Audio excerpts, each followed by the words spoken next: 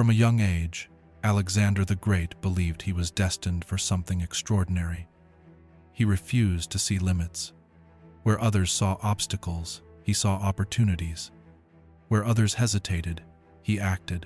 His mindset was simple, yet powerful. Conquer your mind, and you can conquer the world. Alexander led from the front, not from behind. His soldiers followed him because he showed courage greater than fear, vision greater than doubt. He understood that true power is not in the size of an army, but in the strength of belief. This belief, unyielding, unstoppable, carried him beyond the known world. Remember this: if you wish to achieve greatness, you must first command your own thoughts. Like Alexander, you must dare to believe that nothing is impossible, because once your mind refuses to surrender, neither will your destiny. The scene is a field outside Pella, the capital of Macedon. A horse trader named Philonacus of Thessaly has presented a magnificent black stallion to King Philip II. The price is an astounding 13 talents, 3 times the cost of a typical war horse. The animal is a marvel of equine power, but it is possessed by a furious, violent spirit. One by one, Philip's most seasoned riders attempt to mount the stallion, and one by one, they are thrown to the ground by the rearing, untamable beast. Annoyed by the spectacle and deeming the horse useless, Philip orders it taken away. From the crowd of watching nobles, a young voice, clear and defiant, cuts through the murmurs. It belongs to Philip's son, a boy of 12 or 13. What a horse to lose, he scoffs, loud enough for his father to hear, just because they are not clever enough to manage him. The court erupts in laughter. Philip, half amused and half irritated by his son's audacity, challenges him. Do you reproach those who are older than yourself, as if you knew more? He asks. The boy, Alexander, does not back down. He wagers the full price of the horse that he can succeed where all others have failed. What happens next is not merely a display of youthful courage. It is the first recorded demonstration of a world-altering genius. While the king's men saw only a vicious beast to be broken by force, Alexander saw something else entirely. He had observed what no one else had. The magnificent stallion was terrified of its own dancing shadow. This singular act of perception was the key. Instead of force, he applied intellect. He ran to the horse, taking the bridle and speaking in a calm, soothing voice. He gently turned the creature to face the sun, and its frightening shadow vanished behind it. The horse's panic subsided. Alexander stroked the stallion, let his cloak fall softly to the ground, and with one nimble leap, mounted him. The horse, now named Bucephalus, or Oxhead, was his. As Alexander rode the now triumphant stallion back to the stunned court, his father, Philip, wept with joy. He kissed his son and uttered a phrase that would prove prophetic. "O my son, look thee out a kingdom equal to and worthy of thyself, for Macedonia is too little for thee." In that moment, a father recognized a potential that would reshape the known world. This single event contains the entire blueprint for the mindset that made Alexander the Great unstoppable. It was a mind that solved problems through a distinct process. First, acute observation to see what others missed. Second, a correct diagnosis of the underlying cause. And third, the application of an unconventional, intellect-driven solution. This was the method he would use to tame not just a horse, but an empire. The crucible of character. To understand the man who conquered the world, one must first understand the forces that forged him. Alexander's mind was a crucible, heated by the conflicting fires of a brilliant, ambitious father and a mystical, ferocious mother, and then hammered into shape on the anvil of the greatest philosopher of the age. The father's shadow, the mother's fire. Alexander's relationship with his father, Philip II, was a complex tapestry of admiration, rivalry, and resentment. Philip was no mere king. He was a transformative leader who had inherited a fragile, backward kingdom and forged it into the dominant power in Greece. He professionalized the Macedonian army, perfecting the deadly phalanx formation, and, through a combination of military genius and shrewd diplomacy, subjugated the proud Greek city-states. Alexander deeply admired this legacy and was driven by a powerful need to emulate and ultimately surpass his father's achievements. This admiration, however, was poisoned by the political intrigues of the Macedonian court. Philip's practice of polygamy created a volatile environment, particularly his final marriage to a noble Macedonian woman, Cleopatra Eurydice. This union posed a direct threat to Alexander's succession, as any pure-blooded Macedonian son could be seen as a more legitimate heir. The tension erupted publicly at the wedding feast, when Cleopatra's uncle, Attalus, toasted for a lawful heir. An enraged Alexander threw his cup, shouting, "Do you call me a bastard?" Philip, drunk and furious, drew his sword and lunged at his own son, only to stumble and fall. This humiliating incident created a deep rift, forcing Alexander and his mother, Olympias, to flee into exile, his position as heir dangerously jeopardized. If Philip provided the model of earthly power, it was his mother, Olympias, who ignited in Alexander a belief in divine destiny, a princess from Epirus. She was a woman of intense ambition and fierce will, known for her devotion to orgiastic mystery cults, with some accounts claiming she kept tame serpents in her bed. Crucially, Olympias instilled in her son the radical belief that Philip was not his true father.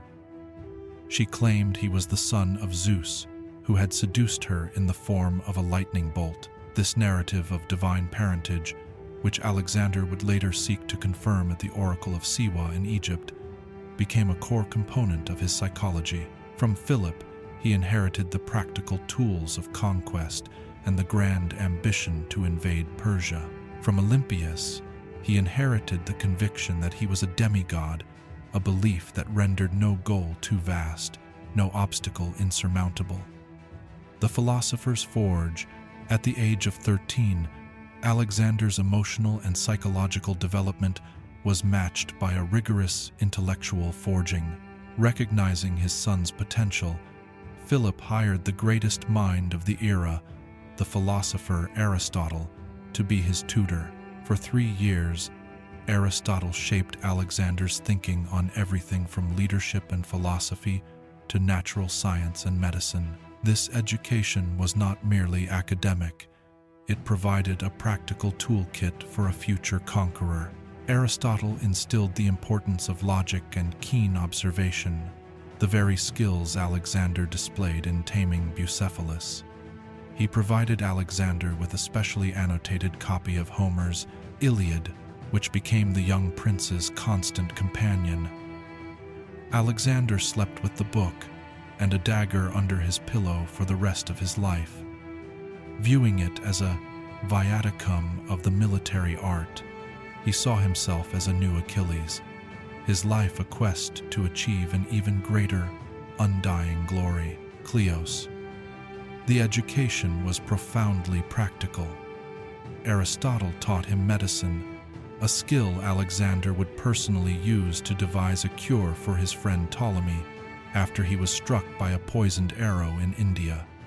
The depth of this influence is captured in Alexander's own alleged words.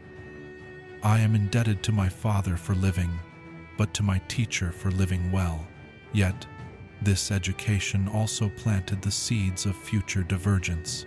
Aristotle held the conventional Greek view that non-Greeks, or barbarians, were naturally inferior and fit to be slaves. This was a precept Alexander would ultimately and radically reject. While Aristotle gave him the intellectual framework to conquer the world, Alexander's own vision for that world, a fusion of cultures, would far transcend his teacher's Hellenocentric worldview. His mind was thus a synthesis of three competing archetypes he sought to embody: the pragmatic king, modeled on Philip; the destined god, inspired by Olympias; and the rational philosopher, trained by Aristotle. His unstoppable drive came from the synergy of these forces, while his tragic flaws emerged from their inevitable and violent collisions. The divine yearning, what drove Alexander across deserts, over mountains, and through enemy empires, long after the strategic goals of his campaign had been met. The answer lies not in simple ambition, but in a profound, almost mystical concept central to the Greek understanding of human motivation: pathos.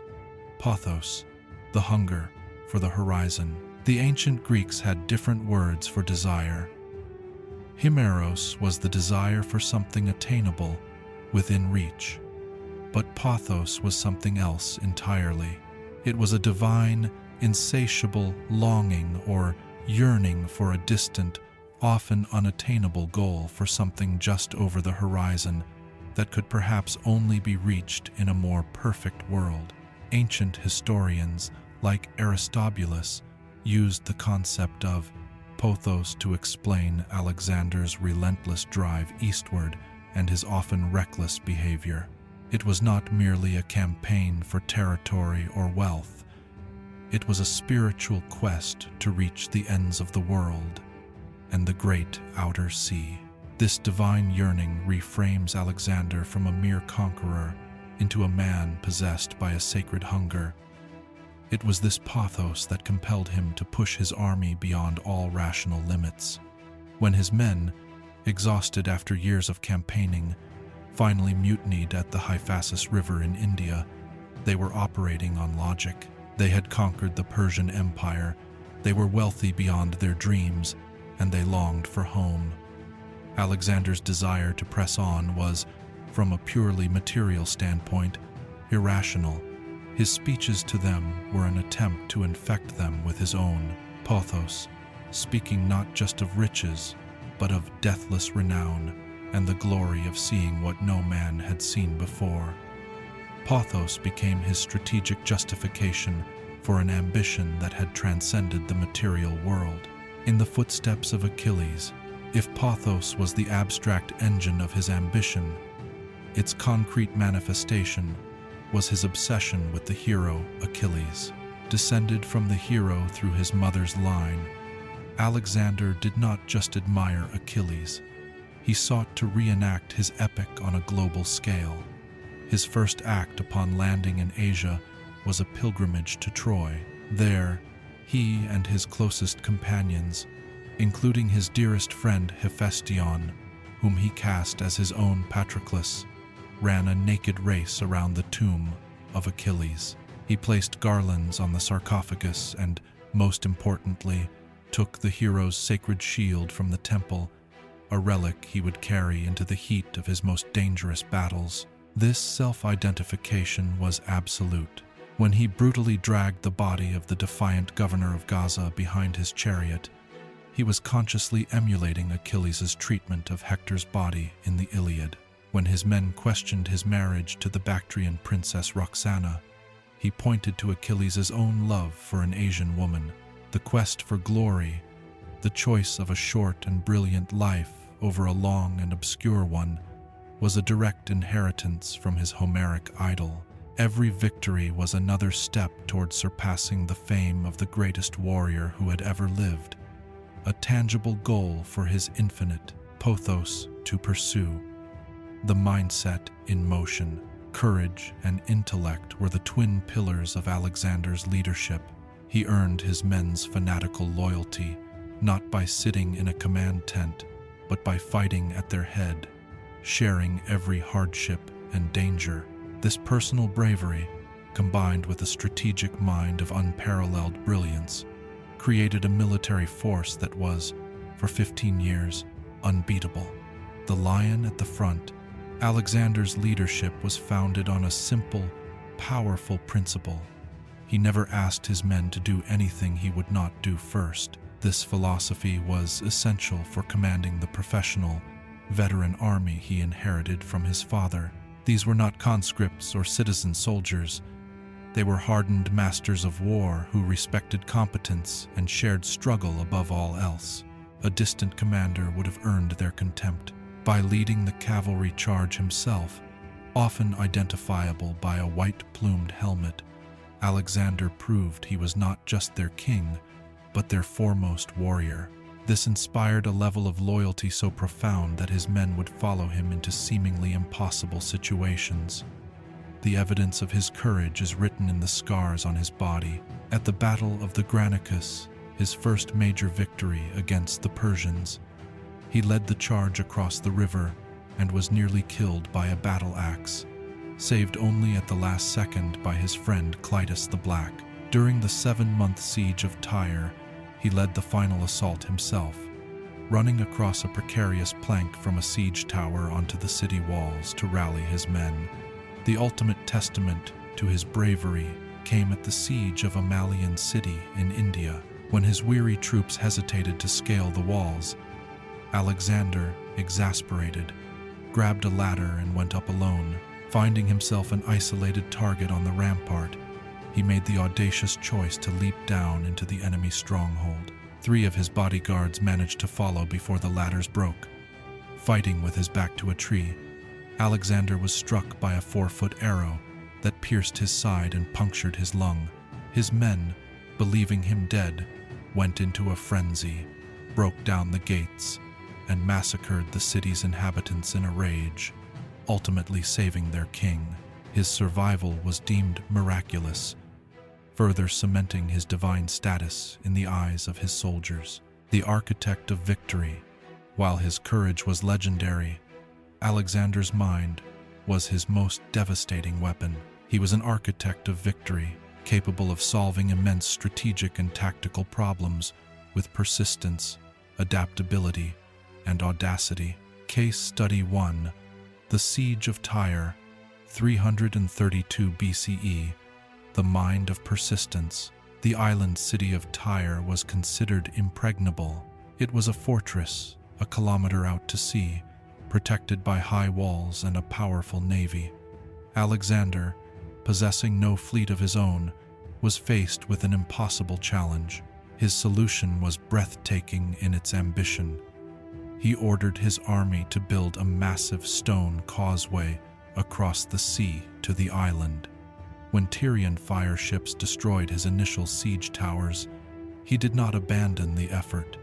Instead, he adapted, recognizing the flaw in his plan. He used his newfound political authority over the conquered Phoenician coast to assemble a fleet of over 200 warships. With naval superiority established, he blockaded the city, widened the causeway, and brought his siege engines to bear, eventually breaching the impregnable walls. The 7-month siege demonstrated his relentless will and his ability to adapt his strategy in the face of failure. Case Study 2. The Battle of Gaugamela, 331 BCE. The mind of audacity. At Gaugamela, Alexander faced the full might of the Persian Empire. The Persian king, Darius III, had amassed an enormous army on a wide, flat plain specifically chosen to leverage his advantages in numbers, cavalry, and scythed chariots. Alexander's force of 47 was outnumbered at least 2 to 1, and perhaps far more. His most experienced general, Parmenion, advised a cautious night attack to mitigate the numerical disparity. Alexander famously refused, declaring, "I will not steal my victory." He wanted a decisive, undeniable triumph won in broad daylight. His battle plan was a masterpiece of tactical genius. He advanced with his flanks angled back at 45 degrees, baiting the Persian cavalry to overextend and attack his wings. To counter the fearsome scythed chariots, he drilled his infantry to open their ranks at the last moment, creating channels that allowed the chariots to pass harmlessly through where they were dispatched by javelin throwers. As the Persian left flank was drawn out, a gap opened in their line near the center. This was the moment Alexander had engineered. He wheeled his elite companion cavalry into a wedge formation and led a thunderous charge directly through the gap, aiming straight for Darius himself. The sight of Alexander's charge was too much for the Persian king, who turned his chariot and fled the field, precipitating the collapse of his entire army. Gaugamela was not just a victory, it was the psychological destruction of an empire, achieved through audacious strategy and supreme confidence. The price of divinity. The same qualities that made Alexander unstoppable, his supreme confidence, his relentless ambition, and his calculated ruthlessness, also contained the seeds of his corruption. As his power grew absolute and his belief in his own divinity solidified, these strengths metastasized into fatal flaws. The unstoppable mind, when unchecked by counsel or humility, began to turn on itself, demanding a terrible price in terror, paranoia, and blood. The tyrant's terror, the dark side of Alexander's mindset, was revealed early in his reign. In 335 BCE, while he was campaigning in the north, a false rumor of his death spread through Greece. The city of Thebes, a historic rival of Macedon, seized the opportunity to revolt, killing the Macedonian officers garrisoned there. Alexander's response was swift and terrifying, marching his army over 300 miles in 2 weeks. He appeared before the city, shocking the rebels. He offered terms: surrender the instigators, and the city would be spared. Thebes refused. What followed was not just a battle, but a calculated act of political terror. Alexander unleashed his army, which, joined by other resentful Boeotian cities, stormed the walls. In the ensuing slaughter, 6 Thebans were killed, and another 30 were sold into slavery. Then, on the order of his Greek allies in the League of Corinth, he had the ancient city razed to the ground, systematically destroyed until only temples and the house of the poet Pindar remained standing. The destruction of Thebes was a brutal message to the rest of Greece. Defiance would be met with annihilation. It was a chillingly effective act that secured his rear before he turned his sights on the Persian Empire. It also offered a glimpse of the immense human cost his ambition would exact across Asia, where campaigns of pacification in regions like Bactria and Sogdiana would lead to hundreds of thousands of deaths. The paranoia of power. As Alexander pushed deeper into Asia, conquering the Persian heartland and adopting the ceremonial dress and customs of a Persian king, a gulf grew between him and his Macedonian veterans. His growing belief in his own divinity made him intolerant of dissent, and his ambition bred a deep-seated paranoia against any potential rival. This culminated in the Philotas affair of 330 BCE. Philotas, the commander of the elite companion cavalry and son of Parmenion, Alexander's most senior and respected general, was accused of failing to report a plot against the king's life. Whether Philotas was truly guilty remains a subject of debate.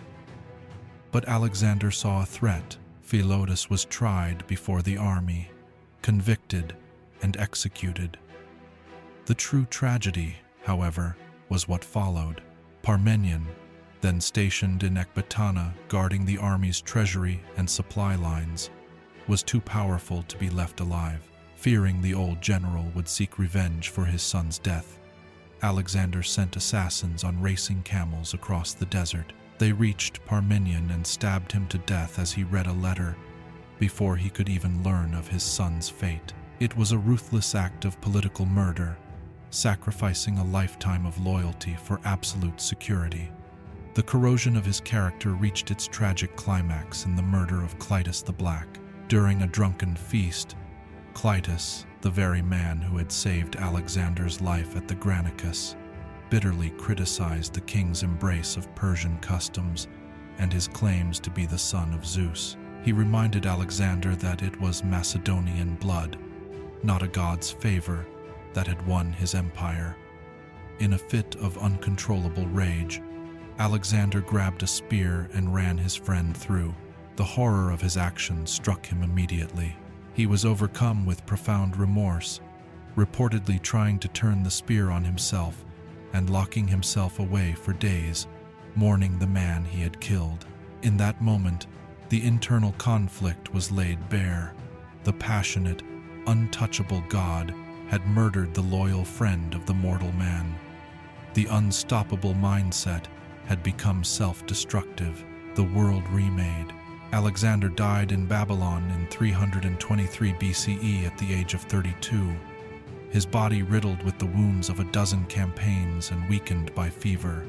He left behind no clear heir, and his final, ambiguous words that his empire should go to the strongest unleashed a half-century of civil war as his generals, the Diadochi, tore his conquests apart.